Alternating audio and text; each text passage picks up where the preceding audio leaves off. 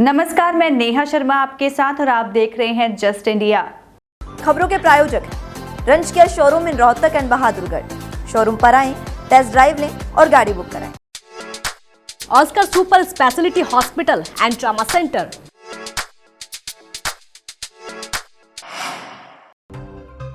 अदानी संकट पर मोदी सरकार चौतरफा घिर गई है।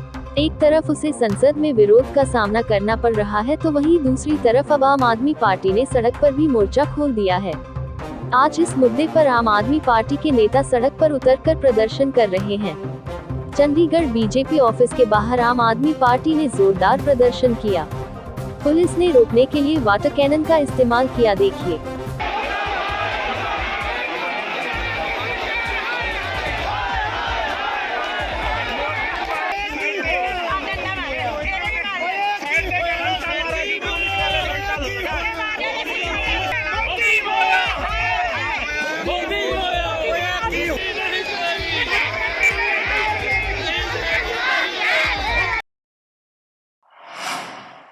जम्मू कश्मीर सहित दूसरे राज्यों में बढ़ती टारगेट किलिंग की वारदातों को लेकर नेशनल इन्वेस्टिगेशन एजेंसी ने हरियाणा पुलिस को बड़ा इनपुट दिया है।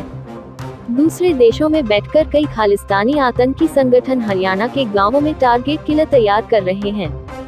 एनआईए को कुछ ऐसे इनपुट मिले हैं जिनके आधार पर राज्य के कई युवा इन आतंकी संगठनों के संपर्क में हैं। राष्ट्रीय जांच एजेंसी के इस खुफिया इनपुट के बाद हरियाणा पुलिस अलर्ट मोड पर आ गई है। पुलिस ने ऐसे युवाओं की पहचान करने के लिए एक अभियान शुरू करने जा रही है। नेशनल इन्वेस्टिगेशन एजेंसी की जांच में अब तक यह खुलासा हुआ है कि हरियाणा के युवाओं को टारगेट किलिंग के लिए आतंकी संगठन मोटी रकम का लालच दे रहे हैं। इसके साथ ही उन्हें फॉरेन टूर के दौरान लग्जरी लाइफ जीने का लालच दिया जा रहा है। हाल ही में ऐसी कुछ गिरफ्तारियां हुई हैं, जिनमें युवाओं के पास से विदेशी हथियार और लाखों रुपए की बरामदगी हुई है। यह क्या बोल गए अभय चौटाला। माना कि उन्हें दुष्यंत चौटाला का नाम सुनना पसंद नहीं है, मगर इतना गुस्सा आखिर क्यों? दुष्यंत चौटाला के नाम पर अभय चौटाला गर्मा ही गए।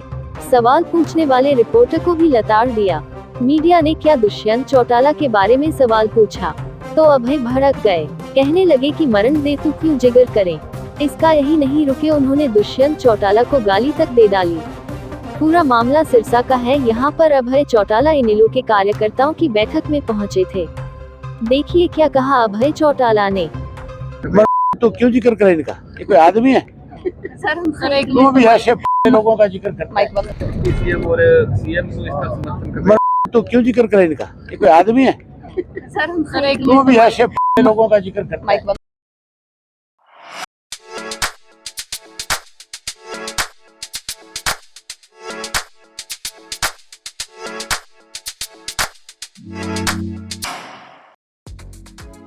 महम के विधायक बलराज कुंडू की जन जागृति यात्रा 18वें दिन कैथल से कुरुक्षेत्र रवाना हुई। कैथल जिले से कुरुक्षेत्र जिले में बलराज कुंडू की पैदल यात्रा प्रवेश करेगी। कुंडरी के गांव मोली रावण खेड़ा, परल, धान चौराहा, धान बस स्टैंड, पबनावा, पिंडारसी चौराहा से होते हुए पैदल यात्रा खानपुर पहुंचेगी। खानपुर गांव में जन जागृति यात्रा के 18वें दिन का रात्रि ठहराव होगा। पूरे रास्ते जगह जगह यात्रा का जोरदार स्वागत हुआ और पुष्प वर्षा और पगड़ी पहनाकर जनसेवक मंच संयोजक और महम विधायक बलराज कुंडू का अभिवादन किया गया। आपको बता दें 26 जनवरी से यह यात्रा नागल चौधरी से चंडीगढ़ के लिए रवाना हुई थी।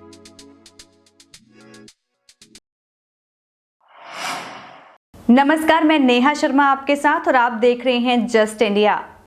रोहतक जिले के पहरावर गांव में गौड़ संस्था की 16 एकड़ विवादित जमीन का हल निकलता हुआ दिखाई दे रहा है। HSIDC के कोऑर्डिनेटर सुनील शर्मा ने विवादित जमीन का दौरा किया। इस दौरान जानकारी देते हुए सुनील शर्मा ने कहा कि मुख्यमंत्री मनोहर लाल खट्टर ने करनाल में घोषणा की थी कि यह जमीन गौड़ संस्था को जल्द मिलेगी। इसी को लेकर सुनील शर्मा ने पहरावर गाँव की जमीन का दौरा किया। उन्होंने बताया कि रोहतक शिक्षा में 50 सालों से अव्वल रहा है और मुख्यमंत्री मनोहर लाल खट्टर चाहते हैं कि यह जमीन गौड़ संस्था को जल्दी मिले।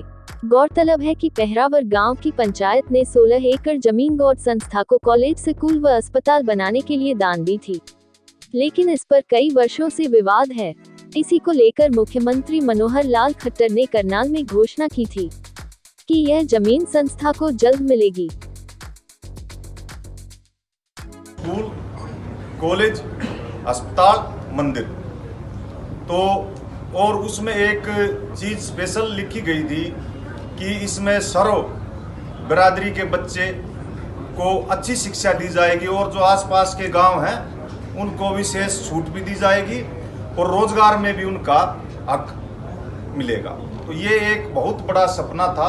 समाज की भावनाओं को देखते हुए और अपना गहरा जुड़ाव समाज को देखते हुए परशुराम महाकुंभ करनाल में जो घोषणा की थी मुख्यमंत्री जी ने, ये भी उन्होंने पूरी कर दी। पिछले दिनों आपको ध्यान होगा 11 दिसंबर को माननीय मुख्यमंत्री जी ने करनाल में भगवान परशुराम महाकुंभ था, उसमें घोषणा करी थी कि आज के बाद पहरावर नाम का कोई मुद्दा नहीं रहेगा। अब जो करना है प्रवीण जी हैं आपके सामने हैं, इन लोगों ने आग्रह किया कि भी समस्त गांववासी जो आसपास के 7-8 गांव, जैसे आपने सुना ये लोग बता रहे थे, इस पहरावर के कार्यक्रम में जो भी चीज़ें उस दिन घोषणा की थी उसका लाभ न केवल एक समाज विशेष या गांव विशेष की बात नहीं है, ये पूरे इलाके को मिलेगा।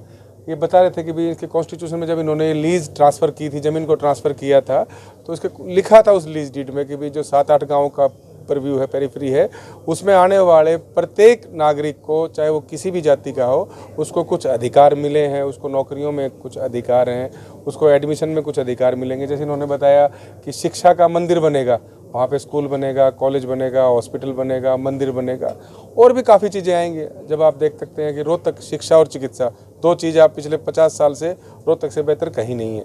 अगर वो चीज़ें आगे बढ़ रही हैं तो उसका लाभ सबको मिलेगा। हरियाणा के पलवल से बड़ी खबर आ रही है। यहाँ पर हरियाणा रोडवेज की बस के साथ तोड़फोड़ की गई। तोड़फोड़ का वीडियो सामने आया है।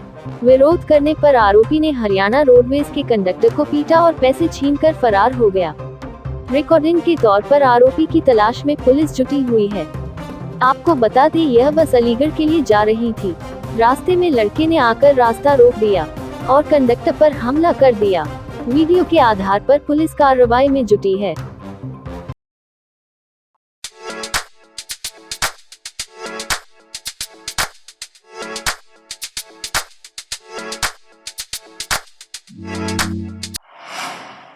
हरियाणा के रोहतक में इंजीनियर और उसकी स्टाफ नर्स पत्नी से 1 करोड़ 81 लाख की ठगी हो गई। दिल्ली व पंजाब के रहने वाले 4 युवकों ने रुपए 10 गुना करने का झांसा देकर यह ठगी की। इसकी शिकायत के बाद पुलिस ने केस दर्ज किया। जांच के बाद आरोपियों को गिरफ्तार कर लिया गया है। पुलिस ने दिल्ली के उत्तम नगर निवासी अंकित व करंडी और पंजाब के फाजिल्का जिले के अबोहर निवासी विशाल व बुधराम को गिरफ्तार किया है।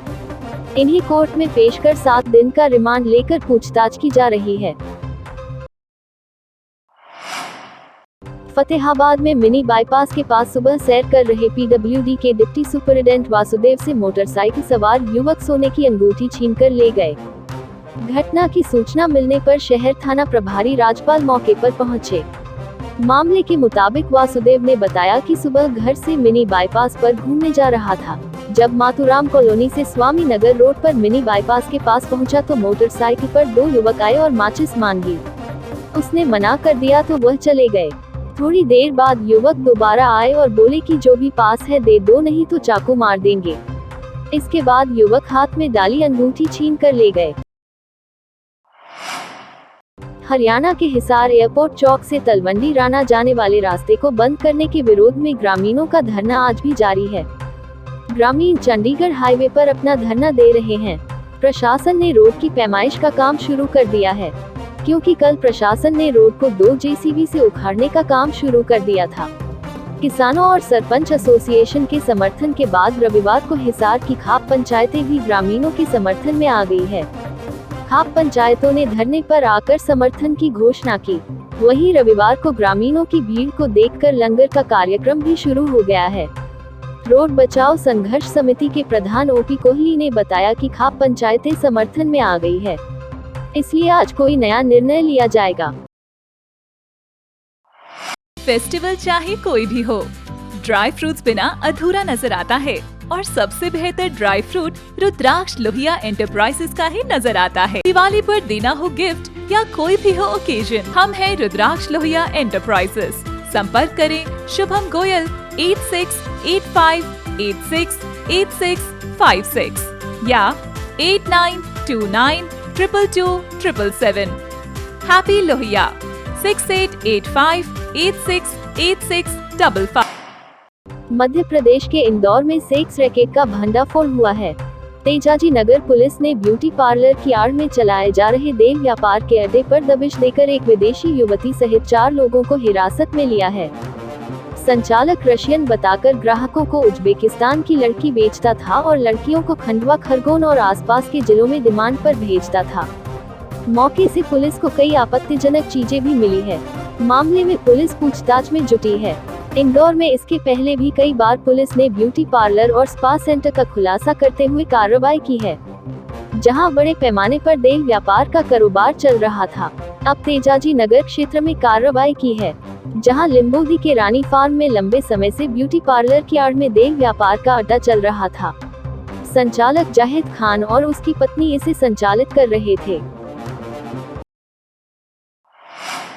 खबरों में फिलहाल इतना ही। देखते रहिए जस्ट इंडिया। नमस्कार।